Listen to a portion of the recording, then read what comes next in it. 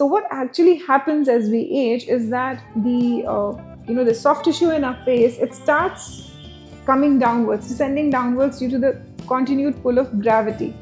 So one component of anti-aging is to restore the tissues to where they were. So this is basically what we do to correct the sagging. Hi, I'm Dr. Mrinalini Sharma. I'm a plastic and cosmetic surgeon practicing in Estiva Cosmetic Clinic, Sargate. Today in this video, we're going to be discussing about the various treatments available to correct aging in a non-surgical way.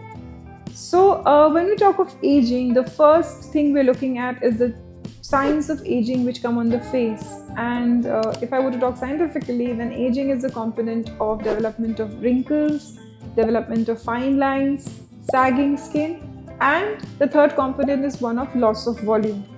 So this is corrected using a combination of procedures, both surgical and non-surgical, depending on the needs of individual patients.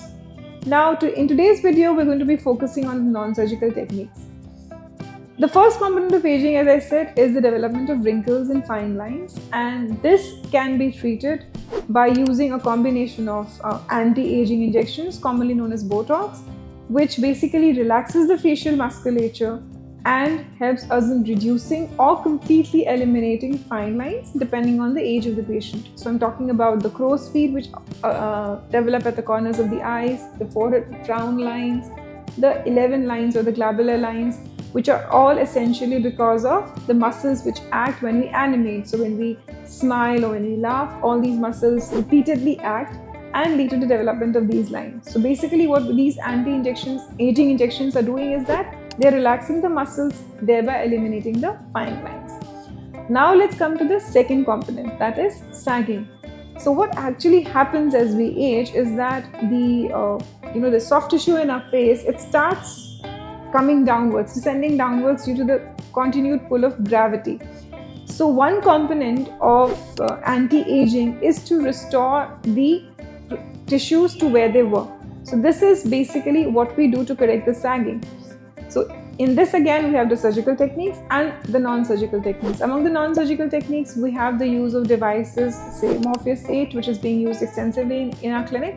What this device does is that it basically creates more collagen. It also tightens the skin, thereby lifting the tissues and restoring the original facial contour. So what I basically mean is that our skin is lifted, so the nasolabial folds go, our jawline is lifted, so the jowls decrease, and also in some cases we can even use it to minimally lift the eyebrow where the patient does not want surgery.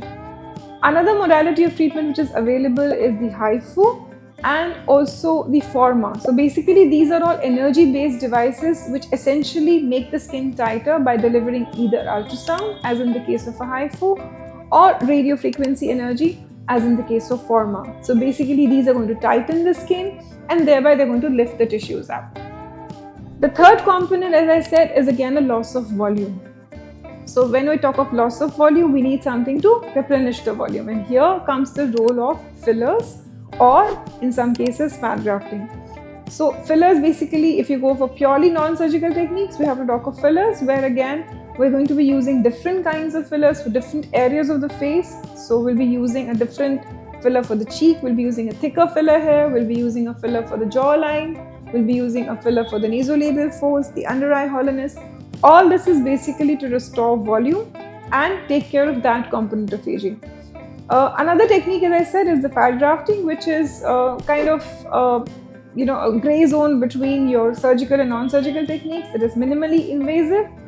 The technique of insertion is essentially the same as of fillers. The only difference being we are using your body's own fat, which is harvested from, say, areas like the tummy or the inner thighs, and then we are placing them into the above mentioned areas. So I can use fat over your forehead to smoothen down the lines. I can use it in your cheeks to give you those contoured cheeks. Also, I can use it in the under eye area to correct hollowness.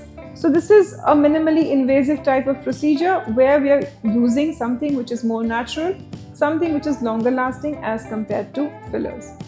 In addition to this, we also prescribe a lot of creams and say sunscreens basically, which are going to delay the photoaging or correct photoaging to a certain extent.